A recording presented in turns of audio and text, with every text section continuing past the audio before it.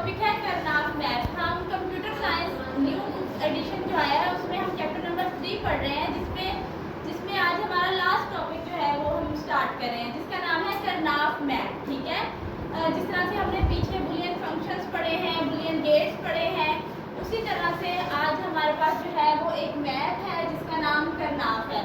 इस मैप को हम शॉर्ट फॉर्म में के मैप भी बोल सकते हैं। ठीक है, मॉरिस करनाफ इन 1953 मॉरिस साइंटिस्ट का नेम है जिसने ये मैप जो है वो इंट्रोड्यूस करवाया था। जिस तरह से अगर हम पीछे देखें तो गेट्स जो है हमारे पास बुलियन गेट्स, वो किसने जो है वो बनाए थे, किसने इंट्रोड्यूस करवाए थे रेहान?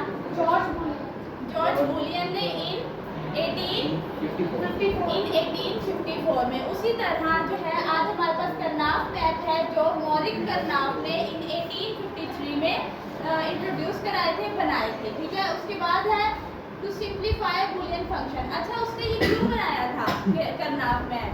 ताकि बुलियन फंक्शंस को सिंप्लीफाई कर सके, हमारे लिए आसान कर सके, हम उसे इजीली समझ सके।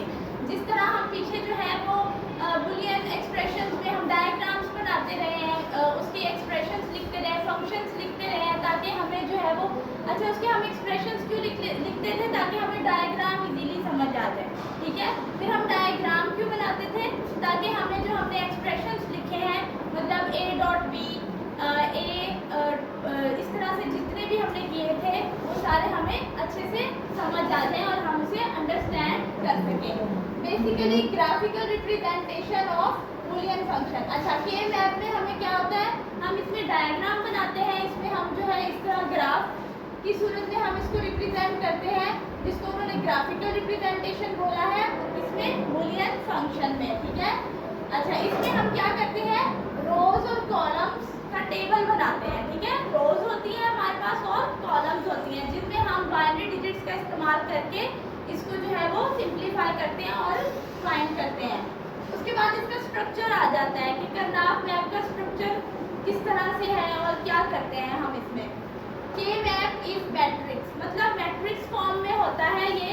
जिस तरह से वो देखिए आगे डायग्राम बनी हुई है, उज़ैर सीधे होके बैठे, डायग्राम में दिखा रहे हैं आपको। ठीक है, ऊपर जो है वो हमने बी की वैल्यूज राइट की है, नीचे रोज में हमने कॉलम में हमने ए की वैल्यूज राइट की है और कॉलम में हमने बी की वैल्यूज राइट की है। फिर उन्होंने कहा है सेल फिल्ड विद, अच्छा, इन सेल्स के अंदर ये जो इन्होंने बनाए हुए हैं ये क्या है, सेल्स है, सेल की फॉर्म है। ठीक है, each square is cell, cells बने हुए हैं जिनके अंदर हमने वैल्यूज पुट की हुई है। सेल फिल्ड विद 0 और 1, सेल्स के अंदर कौन सी वैल्यूज लिखी हुई है, 0 और 1, जिन्हें बाइनरी वैल्यूज भी कहते हैं, बाइनरी डिजिट्स भी हम बोलते हैं। ठीक है, size depend on variables, variables के ऊपर जो है वो इनका साइज डिपेंड करता है, इसमें कितने वेरिएबल्स जो है वो हम राइट कर रहे हैं।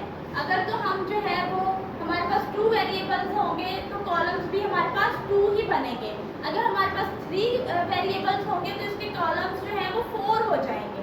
ठीक है, उसके बाद आ जाते हैं हमारे पास मैनटर्म्स इन बुलियन अलजेब्रा। मैनटर्म्स क्या होते हैं?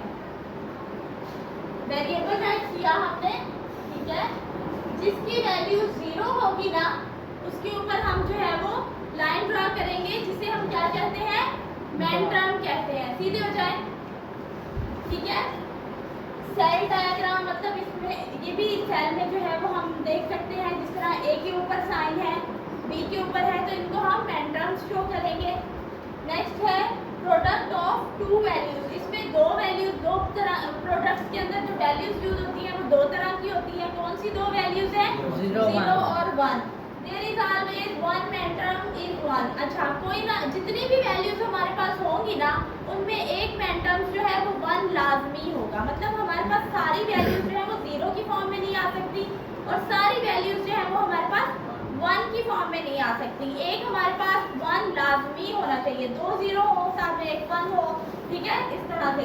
फिर उसके बाद नीचे उन्होंने एग्जाम्पल दी हुई है, ए की वैल्यू 1 है, बी की वैल्यू 0 है और सी की वैल्यू 1 है। इसको हम मैनटर्म में किस तरह राइट करेंगे, F is equal A B minterm C.